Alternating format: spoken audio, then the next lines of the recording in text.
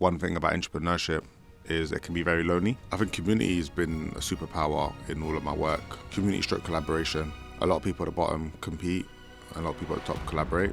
I have become a really big fan over the years of treating your customers as a community. If you think of them just as a transaction data point, a lot of time you're just going to be trying to grow, and you're going to just forget about certain people's special moments that you can just do to kind of make them super fans or super loyal. I was always trying to figure out really fun ways that me and my friends could, rather than just hang out and game, how can we flip?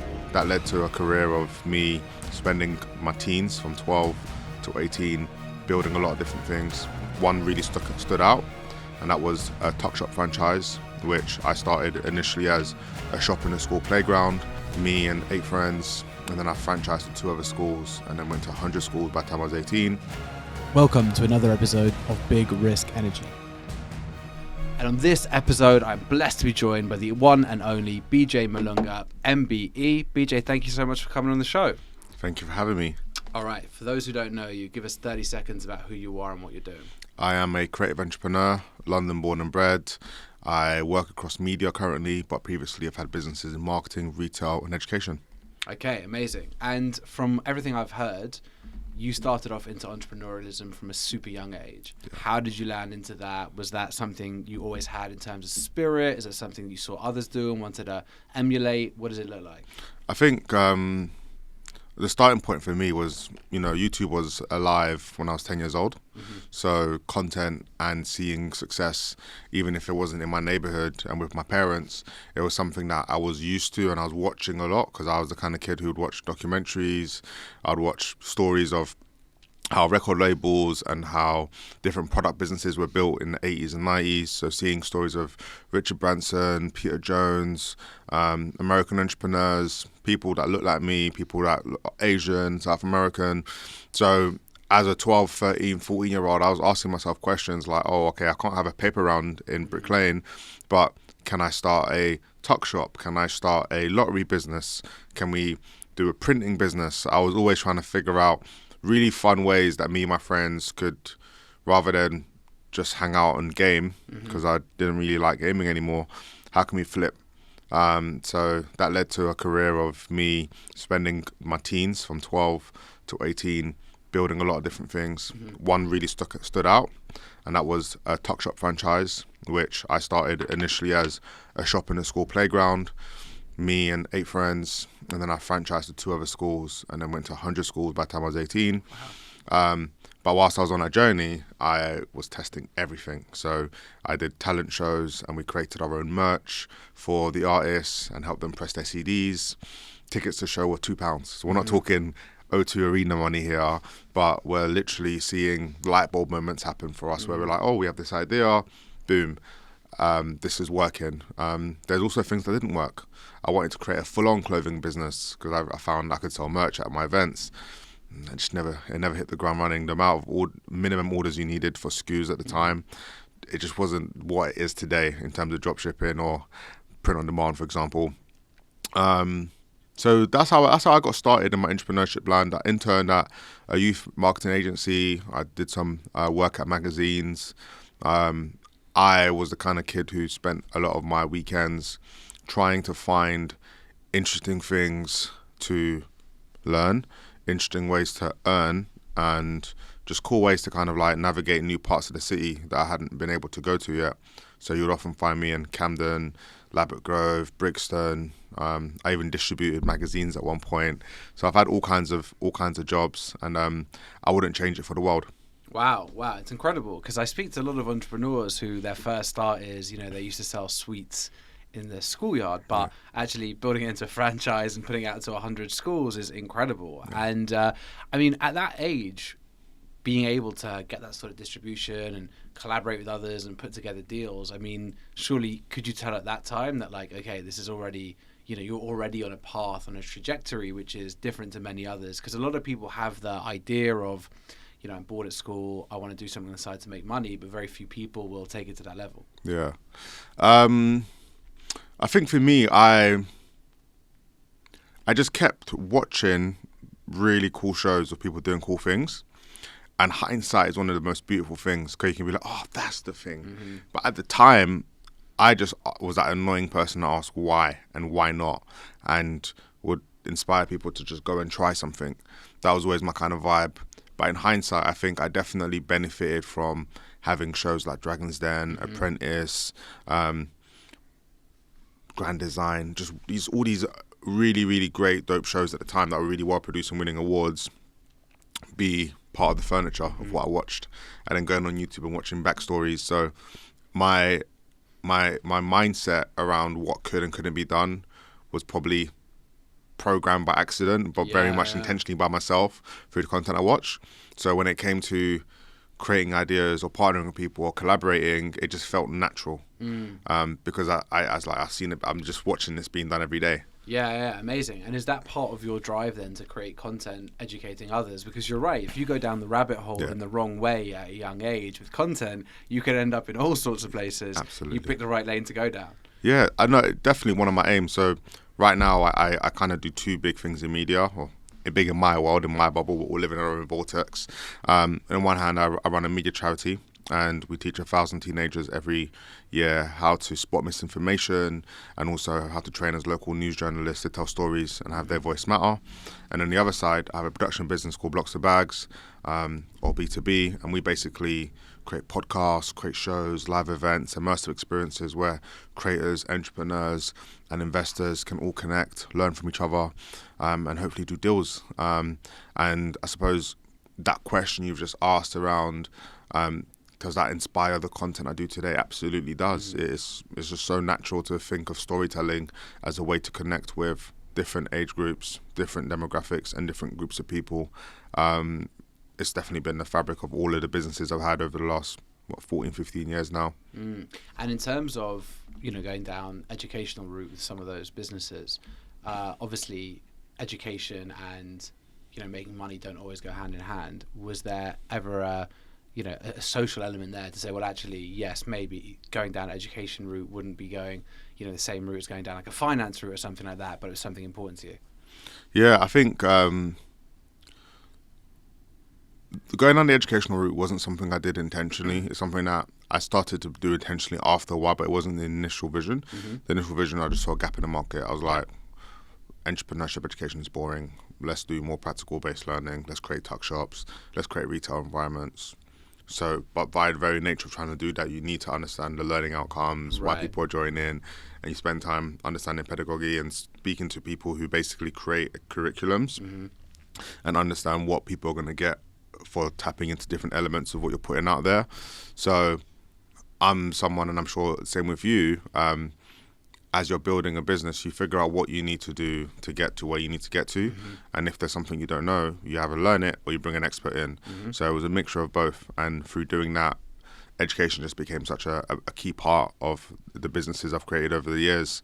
I feel like it's one of the tools that enables people to fast track and also enable themselves to elevate their projection on where they could be in life. Yeah, 100%. And I think from everything you've said, that genuinely can change the world, because you have people going down a rabbit hole online, right? That's just a given now, regardless of where that's pointing, but you're going to be going down a rabbit hole. It's the way the algorithm works. So creating things that are going to help people raise their own levels of ambition, their levels of understanding, and their outcomes through that, has such a massive impact on that side of things. And for sure, it's one of the things I hope with Connected, in terms of helping make that education around raising money and what does it mean to speak to investors, and making that really accessible, again, can change lots of outcomes.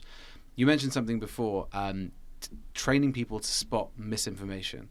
I don't think there could be anything more important right now, especially at a young age. What does that look like? How do you train people that? Because I think it's such an important thing, especially with everything going on in the world right now. Yeah. So there's a lot of different ways people can teach it. You can have a lecture from an individual. You can create something immersive, or you can gamify it. I've chosen to go down the immersive route with my team. So there's a charity called the Student View that I run, and at the Student View, we create pop-up newsrooms. So we turn the classroom into a newsroom. We bring journalists in. We scrap all the textbooks they have and bring notepads and utilize different tools and computers. And we teach a group of young people, normally a group of a size of 20, sometimes 30, sometimes 10, per lead trainer, and we can deliver to 300 people at one time, no problem. But over a 3-hour period, we basically get them to do a set of scenarios. So there's like a kind of like Scrabble type game we've created that people can quiz themselves on. Then there's like another rendition of kind of like trying to spot what you can see currently in big bits of press, and then we get them to create. So we give them a chance to kind of pair up and make a piece of information. So the Freedom of Information Act means that it's very easy for people to go and get data on things. So we give them access to a set of tools that they can go and then create an article on. So that's what we used to do, and we've done that for really well. And that's one of the ways we teach people how to spot misinformation.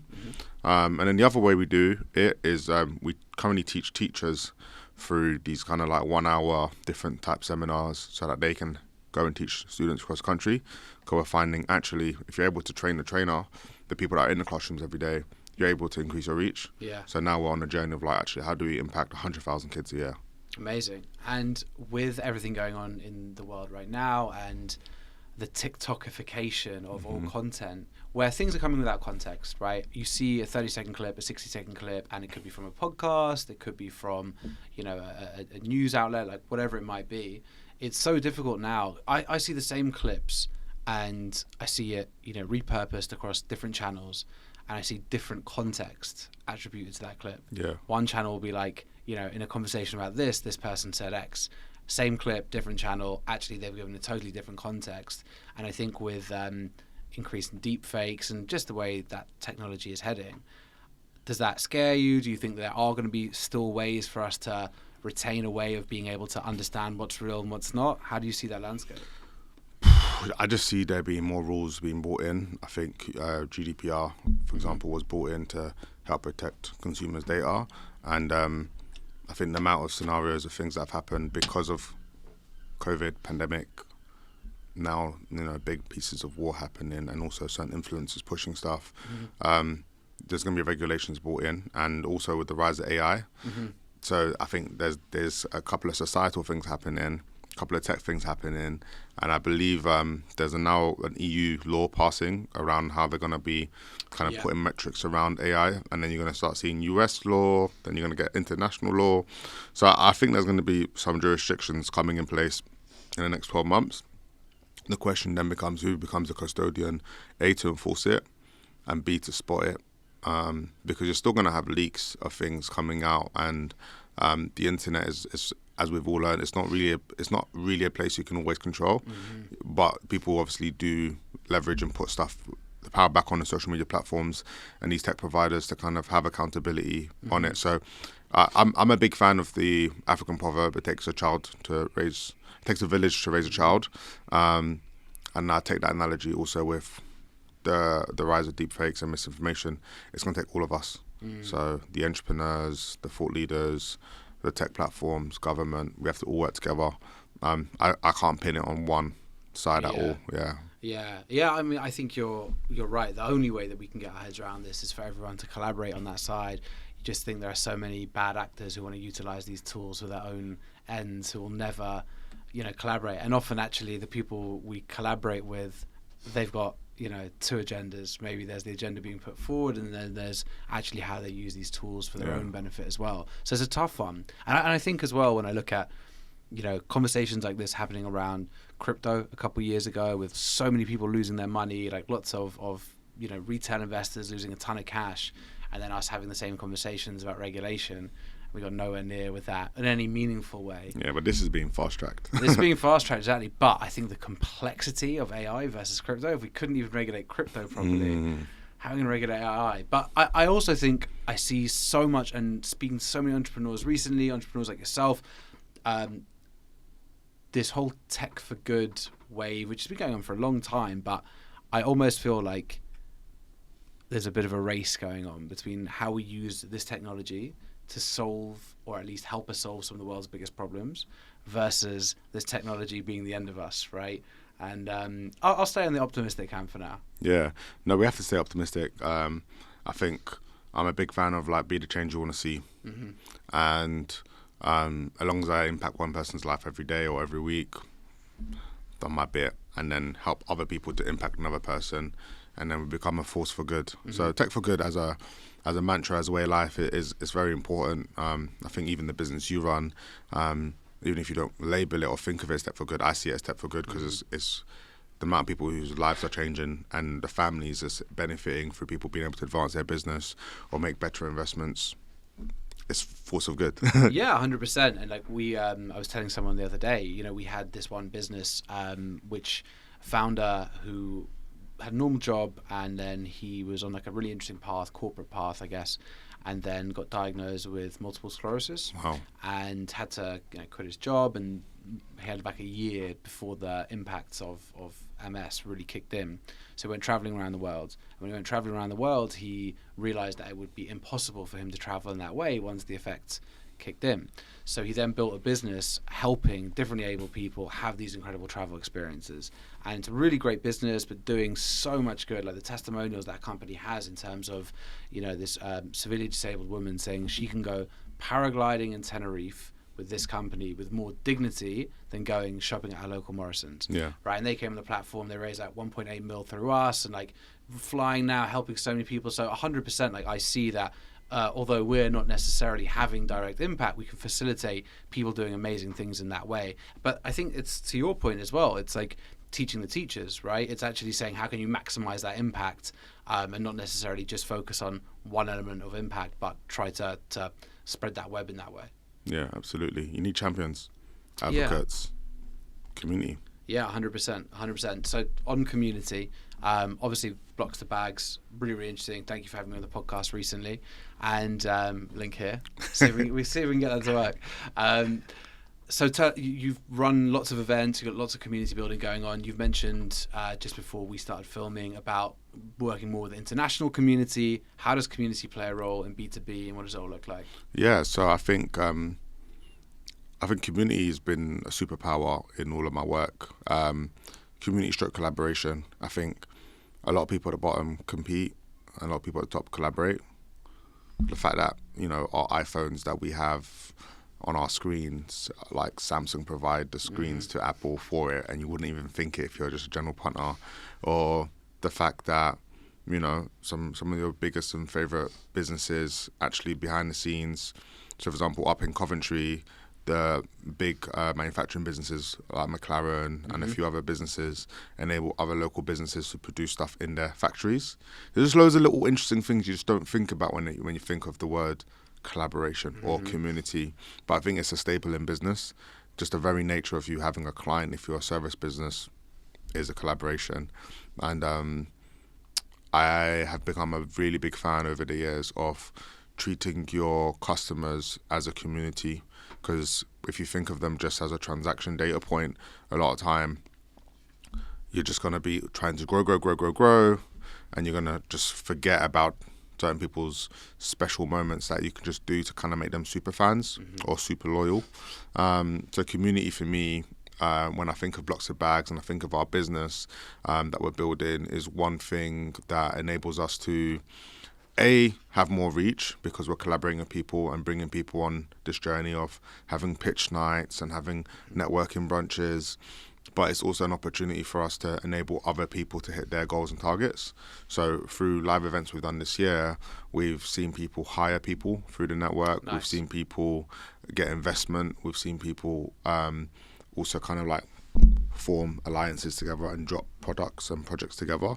So community for me is kind of the way we do business. And we kind of like the other two parts of the business is content and live events, but the community sits at the middle and is at the core of everything. The other thing I think about a lot when I think of community is the fact that, again, this is like post-COVID, right? Now, there's like so many different ways to track your community. Like, do you build your own platform? Do you build it on WhatsApp? Do you build it on Slack? Do you go Discord? Do you make it just like a people who know basis? So it's like relationship, more members club vibes. And I think there isn't one answer, but the approach that we're taking is kind of like finding different pockets of communities and enabling people to really find what works for them. So there's a WhatsApp community for those who are engaged on that level. Then there's a newsletter, which is linked to the live event community, and there are people here on that, but we don't really push it on the WhatsApp. You have to be tapped into the newsletter or come to a live event to kind of get that flow of work. And then there's a community of sponsors and partners that you work with. So for a couple of years, I've run a private newsletter called Private 100, which I started with like 100 clients that had paid me over the years. And then I've just over time added more people on there. And it's my writing back, my give back to executives who are looking for interesting things. And sometimes I'm not even talking about what I'm up to. I might just be highlighting 4 businesses that I think are really interesting, or 3 things I've read recently, or a really interesting city I'm discovering at the moment. So community can kind of take shape in a lot of different ways. And there are some fascinating ways to kind of go deep with your community, in my opinion. Wow, that's super informative. Thank you for that, because I've not actually heard anyone really talk about community in that way, and it makes a ton of sense to me. And international community as well, something I know you guys have run events internationally. We were just talking about that before. You looking, really cross-border when you think about community. How does that come in? Does that change the way that you build community at all? Yeah, it definitely does change the way you build community. I think you're going to have to understand the nuances and complexities of different languages and different markets. I think probably for the next 2 years, our focus is going to have to be more English-speaking countries, just to be accessible to people that were around. Or if we are going to collaborate and do stuff in another market where English is not widely spoken, it's about finding the right champions to work with so that you're getting the right tonality. I think tonality is so important alongside empathy when you're doing any work, especially when it's in real life with people, because you don't have the beauty of a translator 24/7.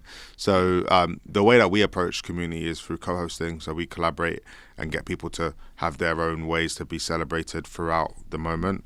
So if we're putting on together, for example, a networking thing for people in marketing, it won't just be me and Seb and my team. It will be us and maybe like 4 other people who are also going to bring their communities. And I think there's magic in actually bringing different groups of people together in that way. So when we go abroad, we always look for people that we want to work with, and there's often opportunities for you to kind of think strategically about how you go abroad. So the way that we're doing it at the moment, and I think a lot of interesting people are doing it this way as well, is kind of finding fringe events connected to major events happening. So if you look at a calendar in a year, there are a couple of things, not a couple, there are a lot of things that happen in a lot of different cities around the world, and you have to just like beeline into industries you want.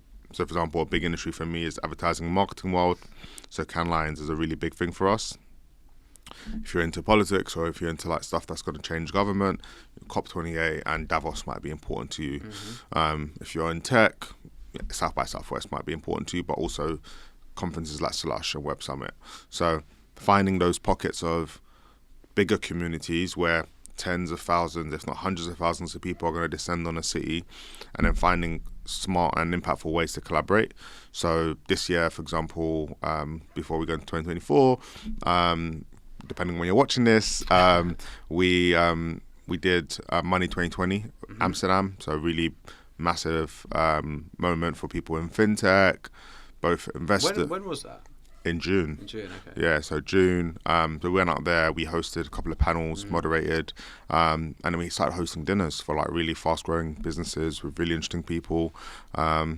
So you can find real interesting ways to kind of like add flavor to things happening in different cities where you don't need to build all the infrastructure yourself. Obviously, if you've got the capital and you've got the £1 billion spend or 100 mil to put behind lots of stuff, then you might be able to afford to go, you know what, we're going to just spend $500,000 or spend $1 million on making a moment for everyone to come down. But it's not always as simple to create galas or create your own festival vibes.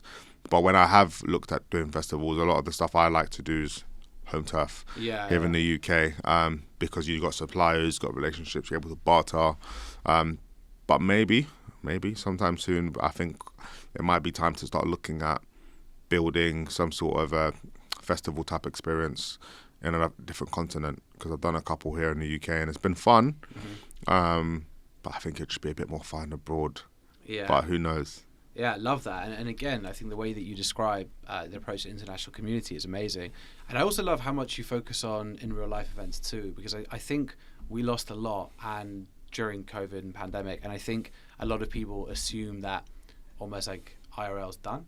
And they just assume, right. And it's in a big way. And especially in the US, like exactly to what you're saying, I was at Art Basel in Miami last week, and all the fringe events, and being able to meet people, and there's just so many people who, descended on there. And to be honest, the tech element is all fringe, right, at that fair. So it was super useful on that side.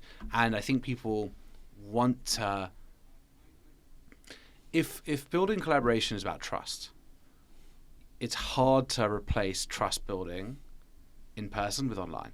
Right, to build real trust, especially when speed of execution is so important there. Yeah. So I think it's a really important one. Okay, one question I have for you is, it sounds like you're so busy, right? It sounds like you've got so many things on the go and writing newsletters and creating events and festivals and all these things. What does work-life balance mean to you as a young entrepreneur, and how's that journey been? What are the realities of this? I think work-life balance is something I'm so passionate about. I sit on a board tackling loneliness with the government and with a lot of different organisations who care about it. And I think one thing about entrepreneurship is it can be very lonely. You can have a lot of people around you, but it can be very lonely. And work-life balance speaks into elements of that, in my opinion. A lack of balance is the thing that's going to make you feel like you're going, but over time when you're waking up in the morning, you're in your own head, or you're walking, you're in your own head. You can't have a meeting, you're in your own head. And you need to have things to look forward to, in my opinion. So something I am a big fan of is solo Sundays. Sundays? Yeah, okay. So Sundays, no commitment, say no to practically 80% of things. And it's just my time to just steam, sauna, walk, take it slow, really reset the body, look at my calendar for the next 2 to 4 weeks. Are things that I put in there still important? Are they not no more important? It's a habit I've done for a couple of years now, but it's been way more intense in the last 2 quarters. I've really doubled down on it, and I really enjoyed it. Something I got from a friend a couple of years ago, angel investor. He has kids, married, and he's made a commitment to not be out of home more than 2 times a week, sometimes 3. And I was like, oh, that's interesting. I don't have kids yet, I'm not married, but just as an approach, because there's always going to be events and things to do, there's always going to be late night shifts. I said to myself, you know what, I'm gonna say to myself, like, can I do 3 to 4 nights a week where, like, after 8 p.m. I'm home, I'm indoors, no laptop, and if I'm not, I'm in a spa, like steaming, sauning, post-gym, basically. So doing that and tracking that as a journal, I find has been really useful. And then the other thing I'm a big fan of when it comes to work-life balance, because it's just a flow, like you're gonna have imbalances at different times when you're chasing things. But I think what I'm talking about here are non-negotiables. The Sundays are non-negotiable. The 3 or 4 nights a week, which are mine to just flow. And if I want to eat late, I'll eat late. If I want to sleep early, I'll sleep early. If I want to steam, I'll steam. And the final thing I like is self-care for the mandem. So by that, I mean going and getting a facial, mani pedicure, sitting down with a nutritionist, going to see a PT, going for a hike, just doing things for my self-care, however long it takes. Last couple of winters, I brought canvases and I'll just paint, and I bring friends that want to come and see me. I said, come around, put some music on, we just paint and hang out. So doing stuff like that has really helped make sure I don't burn out. I had one burnout when I was 21. I was going to ask, when did you bring this in? Like, what's that? Yeah, one burnout when I was 21. I'd basically worked super hard for 7 years, 14 to 21. All I did was hustle. All I did was work or party, but mainly work up until 18 and then work, party. And at 21, I was like, you know what? If I can't even get myself up to get to work for 3 months and I'm just shattered and tired and not really in a mood, I need to make sure I've put things in my life that are not two extremes of working super hard or partying really hard or working really hard and having to go on holiday for too long. So finding like every day or every week things that are like replenishment things that enable you to just be, enable you to play, enable you to remain curious. So I think that for me has become the way that I look after my work-life balance. Something that I'm trying to integrate again, and this has kind of got like a spiritual context to it. But like in the Bible, it talks about having a Sabbath day, and there's a lot of different religions that will talk about Sabbath, and I've taken that approach and thought about it in weeks as well. So like generally, if you work hard, like stupendous hours for 12 weeks, you're going to burn out at some point. You might not call it burnout, but you're probably not as fresh as you was on week 1 or 2 of that sprint you're on, No doubt. which is the whole reason that people in tech industry do sprints, 2-week sprint, 4-week sprint, 6-week sprints. So taking an approach of life where actually when you look at your quarter, which there's 4 quarters in the year, so in that, 12 weeks, having 2 breaks, because you got 6 weeks, so split the 6 weeks, and then after 6 weeks you have a 4-day reset or a week reset, and then you go for another 6 weeks. And that 4-day or 7-day reset doesn't have to be a big holiday, but it could be, right, I'm going to take myself out to a lodge and hang out, or I'm going to just go see my family and hang out with them for a couple of days, or I'm going to like not go gym for that whole week and do a deload week. So taking something off from your intense non-negotiables that you have to enable your body to just really replenish itself. I found that is something that has helped keep the fire stoked, and I've been practicing that since April 2022, and that's been really helpful. I love that, and I think it speaks to genuine balance, because when I look at my own way of approaching this, it's so extreme. So I do that sort of 3 months, 4 months at the start of the year. I was like, no alcohol. I'm in bed for 9 p.m. every day, training like two, maybe 3 times a day, just doing everything like 500 supplements a day, just like, and then as the year tails off, it just descends into like, well, getting the other side and just partying too much and everything else, probably because I'm not having that more phased out approach of bringing that balance back in. So I think that's great advice. All right, I've got 5 questions that I ask every guest. What's the single biggest risk you've ever taken, and what was the outcome? I have ADHD, so that's a hard question to answer. I think the single biggest risk has changed at different times in my life. So the single biggest risk I took as an 18-year-old was deciding to not go uni, and going against the parents' wishes. I had all the grades to do it. I went for the first term, didn't tell them I left. I was like, I'm just going to focus on business. And within a year, I was on newspapers, and my mum was like, fair play, you're A-level boss now. So that was a risk that paid off, because I've not had a proper job since I was 17. So for me, that's been, I'll say that was the biggest risk, yeah. Yeah, okay. I actually wanted to ask you about if you ever had a job before as well, because same with me. I had a 6-week internship, and they made me shave my beard, and I was like, right, that's never it. Again. Never again. I'm done. This was back in 2012 or 2011, I guess. I don't know. We went to work at a similar time. I was working in 2012 at Selfridges, working in retail. I loved it. I got rejected for a long time at Top Man, Uniqlo, a bunch of places. I was like, maybe I'm not good enough. Went to Selfridges, loved it. And I think everyone needs to have a job underneath their belt at some point, especially if you're going to lead people. Or at least have really good coaches around you. Yeah. Because there's a lot of people who run scale-ups who have never understood what it's like to be on the other side, because they started that young, because we've all grown up with Zuckerberg and all of these different things in our faces. It's been cool, right, to be an entrepreneur. 100%. And I think from like a cultural perspective, probably the biggest thing that I learned about the cultures that I wanted to build was I needed to build the opposite of the place that I was in.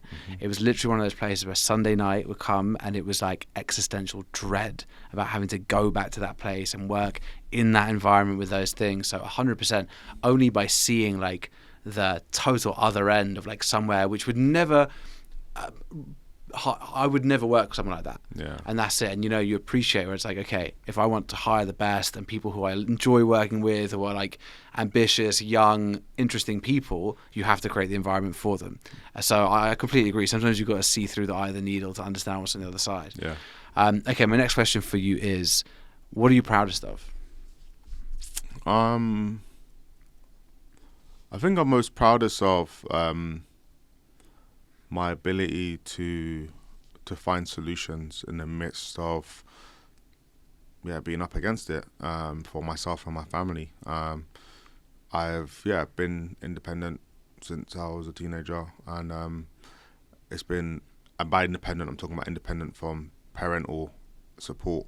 So it's been a real pleasure to be able to be of help and aid to family throughout the years whenever needed, to friends, and that's just having a solution mindset. So my solution mindset is something that I'm super proud that I'm always cultivating.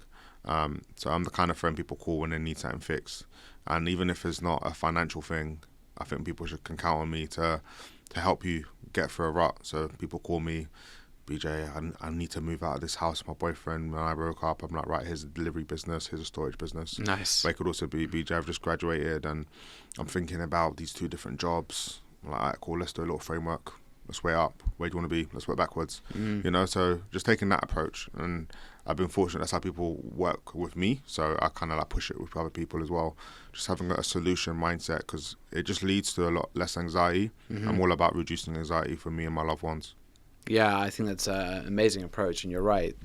One of the best cures for anxiety is proactiveness, and I think as well, like if you're someone in people's lives who can help them break things down in that way, like, right, we're anxious about this big thing, but this is what it looks like. It's an amazing skill to have, but I also think it's an ADHD thing. Right, because the ADHD brain task-focused dopamine, right? So in those high-stress situations, that's where people with ADHD come to life. Yeah. And it's like normally in that high-stress situation, I don't know what to do, blah, blah, blah. Most people's brains are all over the place, but that's why entrepreneurs and ADHD go so hand in hand, because it's like this super stressful situation where everything would be panic. It's like, well, that's actually just chemically when we go into focus. Yeah. So I think it's definitely one of the useful parts of ADHD. Absolutely. We didn't talk about your ADHD journey as much, but what was that? When did you get diagnosed? What does it all look like? Yeah, so I don't really talk about this on podcasts, to be honest, because it's just an everyday thing. I think it's become cool to be neurodivergent a little bit online now. Or maybe just stories are being told. So I don't know where I sit on that line. But I've always been a fan and a big believer that everyone has something going on. Maybe you need to tell a story to kind of like enable others to kind of like see that you're just like them. But I'm also off the cadence of I don't want to give excuses. I just want to crack on, and if I need to improve, let me improve. If I'm letting you down somewhere, let me come back and help and fix it, kind of thing. Because I don't want to label myself and then people be like, oh, he can't do that because of you know. Because there is no lifeline of defense in entrepreneurship, unfortunately. Yeah, 100%. Do you know? So I think for me, diagnosis was quite early. When I was about 7 or 8 years old, I had a stammer. And through that, I was on SEN. So there was a bunch of different learning difficulties that was identified for me. And I'm able to speak properly now, no stammer. So far so good. Yeah. I had a bunch of therapists who would help me make sure that I was getting my work done, and also kind of like look after behavioural, kind of like it's a behavioural disorder, right? So like I'd always be in trouble, like class clown, suspension, isolation unit. But if people just work with me on a plan, I tend to kind of do good rather than having medication. My whole thing is like I need to see what we're doing, like where's this all going, otherwise I'll check out. So I was like that from school early, and as soon as I was able to sit down and go, okay, I could be this, could be that, could be this, I tended to kind of like move on. Yeah. But I know obviously other people have a lot of different levels of diagnosis, and I actually think long term, what I've learned from my other friends who have ADHD and have different forms of OCD and bipolar disorder and all kinds of stuff is just the pain people go through when they're not diagnosed 100%. And just not knowing and not being able to kind of put stuff through, and also the pain of having parents who may have immigrated to the country who don't want to label their children. So that's also been a conversation I've had a lot more now, because my mum didn't want me to be asthma or ADHD or any labels. She was like, he's a cool kid, he can do it, he's gonna he just needs to do his homework and he'll be fine. But actually, being given that grace of a bit extra time in the exam because your mind might wander for the first 10 minutes. All of these things are so helpful, because we know we can do a lot of things really fast under time pressure. But I think it's important for people to understand nuances, in who you are. Yeah, that's an amazing answer. Thank you for sharing that. And I think you're so right on the diagnosis bit. Like, I look at my dad, who was diagnosed with dyslexia and ADHD at like 55 years old, but dropped out of school at 15 because he couldn't do it. Was, bus driver for years because he thought it was stupid, right? Because that was the understanding back then. So I think that's so true. And also, you're right about everyone's got something going on. Who's this neurotypical person, right? That's what I understand. Like, who's ground zero, which everyone else is divergent from? No one's neurotypical, right? Yeah. Everyone's got stuff going on. No two brains work exactly the same. Yeah. But I think it's that. It's just, I think that the beauty of the diagnosis is it allows you to then understand a bit more about your own brain and how you work best and, the best ways of getting things out of yourself. But I agree that capitalism doesn't care. Right, at the end of the day, capitalism doesn't really care about your neurodivergence, and ultimately, on the entrepreneurial side, it's about can you make things happen regardless of all the things that you're dealing with. So, yes, really, really interesting thoughts there. Okay, my next question for you is, what does it take to be successful? What does it take to be successful? Consistency. Consistency is a real big thing I'm gonna put out there from the start. I think clarity. If you're chasing everything and there's no clarity on why you're chasing the thing, you can be consistent as you want, but that's going to not be a great mix. You're definitely going to fall back. And then I think if you've got clarity and consistency, patience. You might be working a plan, the market might not be ready, and I say often right now, like, there's some friendships I have where it's taken 7 years for us to make money together. Patience. It's taken 4 years for us to collaborate, or taken 6 months for this deal to be done. One of the biggest deals I did as a teenager, my first 6-figure check, it took 12 months. No, not 12 months, 12 weeks of conversation where you don't know where it's going. And that's off the back of another 12 weeks that came before that. So it felt like 12 months, but it was 6 months of like meeting people and trying to be introduced. So, so many people would quit in that 6 months. And that was not my first rodeo. So patience is a key element for success, in my opinion. And then I'll say the final thing, and I'm talking success as an entrepreneur, success in business here. I'm not just saying success in life, because that's a quandrum I'm still answering myself, and a lot of us are answering. But in business, I'd say having a great product or a great service.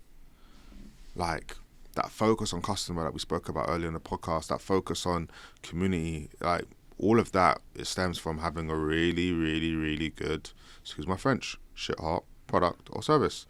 You need something that is clean, that works, that says what it says on the tin, or at least has a pathway that people can buy into. You can have consistency, you can have clarity, you can have patience. But if you're trying to sell snake oil, no one's going to buy into it long term. I think that would be my potion mix.